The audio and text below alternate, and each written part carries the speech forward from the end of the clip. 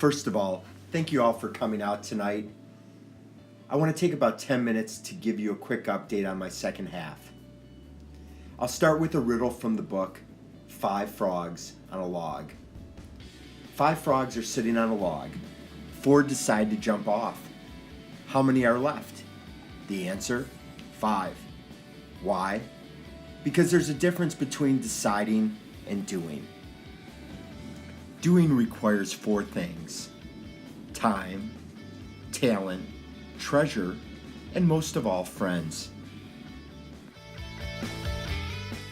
If you are here, you were one of 150 plus people who were gracious enough to engage with me as I planned my second half. It may have been an encouraging word, a cup of coffee, or lunch. So much developed from the seeds you planted in me that I had to have a party and say thank you.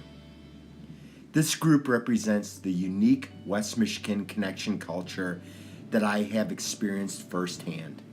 As a West Michigan native for 40 of my 50 years, I've been blessed to literally grow up alongside the community. I have not just lived here, but I've been educated, raised a family, and grew a business here. We recently sold the business that I was an owner and leader of for close to 27 years. Whether we were a $40 million company or a $400 million company, the West Michigan culture came through in all that we did. So to keep things on track, I'm going to use a top 10 format. The goal of my top 10 is to show how the foundation of my second half was poured and the role each of you played. As Maya Angelou said, I've learned that people will forget what you said, people will forget what you did, but people will never forget how you made them feel. Each of you has made me feel uniquely special. Number 1, my parents. I learned a strong work ethic from my mom and dad, as well as servant leadership. They lived the verse, "It is more blessed to give than receive." Even as they both approach their 80s, they are still serving others as well as each other in all that they do. Number 2, my educational family. GVSU was my college of choice. As I grew, they grew, from 4,000 students when I started to 25,000 plus today. It is a great symbol of the growth of West Michigan. There were many who supported me. However, I must give a particular mention to Rita Grant, who is still teaching today. Rita helped me to define not only a major, but a life. Number 3, my business family. Early in my career, I left Arthur Andersen and went to work for a small company in Zeeland called Empire. In that process, I was blessed to gain 2 business dads, Tom Hiley Sr. and Steve Grossman. We bought the company together when I was 26, and we worked together for over 22 years. Along the way, we added some older key managers and outside professionals who, like Tom and Steve, were 15 to 25 years my senior. These great men took me under their wings and mentored me not only in business, but in life. As is often said, we cannot connect the dots looking forward, only back. The chance to literally grow up with the support of multiple business dads, as well as my biological dad, was all a young man could ask for. We had a symbiotic relationship. They allowed me to dream and be unconventional while working within a culture of trying and doing. Sometimes my experiments were ugly, but between their wisdom and my moonshots, we made magic. Over time, a younger generation of my business family emerged. Although I was able to acquire great wisdom from my elders, I also gained a new way of thinking through their unique perspectives and experiences. They sometimes made me uncomfortable. However, I often saw my greatest growth occur during these times. As a result of these experiences, I found myself yearning to increase the interaction and connectivity of these 2 great generations and mindsets. Diversity of age, race, and gender became a key foundation of my second half thinking. You can read more about this in my recent LinkedIn blog post titled Onward. a career of a lifetime. Number 4, my own family. My wife of 20 years, Diane, and my 2 daughters, Ellie and Abby, have collectively been my greatest supporters and cheerleaders. They believed and encouraged me when I lacked faith in myself. As they turn 18 and 16 next month, and Ellie heads off to U of M this fall, I'm amazed at how time has flown. I cannot imagine what I would be without them. My family's legacy will always be about supporting each other, embracing change, staying flexible, continuous learning, and staying relevant in all that we do, whatever our age.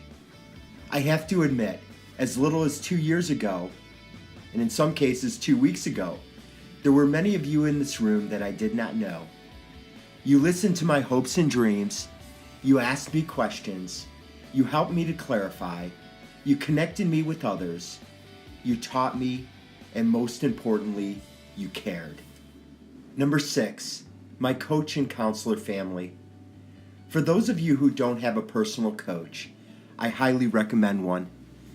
Thank you to Ray Beefus for being yet another father to me. Like my other families, Ray not only supported me, but held me accountable during my journey. As is said, with many counselors there is safety. And beyond Ray, I was blessed with many counselors in this room. Number 7, my neighborhood family. Boswick Lake has given me an important lesson in the power of groups. Diane and I have been honored to be part of a group we call the Dirty Dozen for the past few years. This is a group that rotates houses for dinner, and although we often have more than a dozen that gather, the support we give each other is truly amazing. Number 8, my church family. We all need a spiritual connection in our lives. My church family has modeled the word empathy for me. In addition, I have seen daily for the past 10 years the practical application of empathy as Diane has led our church's single moms ministry. Number 9, my advisory board families.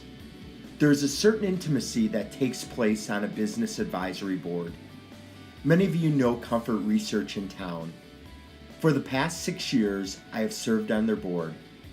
Like my business family, it is a blend of all generations. I have learned that the best meetings are ones where I not only contribute, but also learn and gain new perspectives. I also have had a similar experience with the Camps Advisory Board as well. Moving forward, I have a great template for what my idea Vistage Group should feel like. Finally, number 10, my Vistage family in my second half. This is my newest family.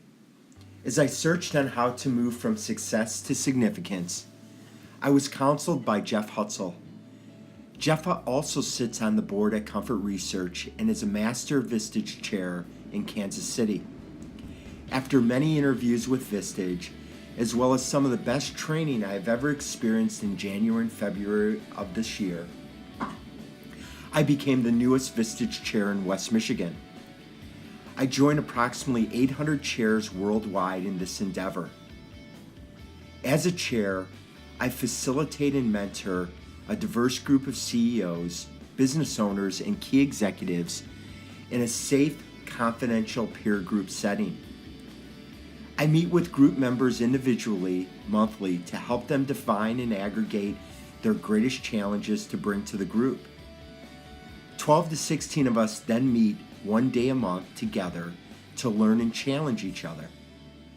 As a group, we work on each other's business and personal issues from our diverse perspectives and experiences. We also push each other to be better leaders, better parents, better spouses, and better community members. Then the magic happens. As the group digs deep, ideas and answers start to flow, and clear action plans emerge, along with the confidence to execute. As they say, it's lonely at the top, and the chance to facilitate a diverse group that can share and process their most intimate issues in a safe environment is so aligned with my second half why of inspiring others to inspire others, I consider myself blessed. My fellow chairs in West Michigan, Jeff Geetson and Bob Bycom, have put a local face to an international organization that serves over 21,000 executives and has been the premier leadership organization for over 60 years. I am now privileged to work with Jeff and Bob to further tailor this unique model to the needs of West Michigan. As I establish my founding member Vistage Group, I have a unique opportunity to put in place the diversity that I believe is a critical element in the growth of our next generation business leaders in our community. If you want to know more about Vistage or know of a leader who can benefit from participation, we can schedule a personal meeting to talk more about it during the next few weeks. You are all leaders of your respective industries, and as I have met with each of you, we share common desires for the future of West Michigan. In conclusion, I leave you with a key quote that I think best summarizes my feelings for each of you. Being heard is so close to being loved that for the average person it is indistinguishable. David Augsburger. You have made me feel so loved, and I hope to do the same for others that I touch in my second half. Thank you.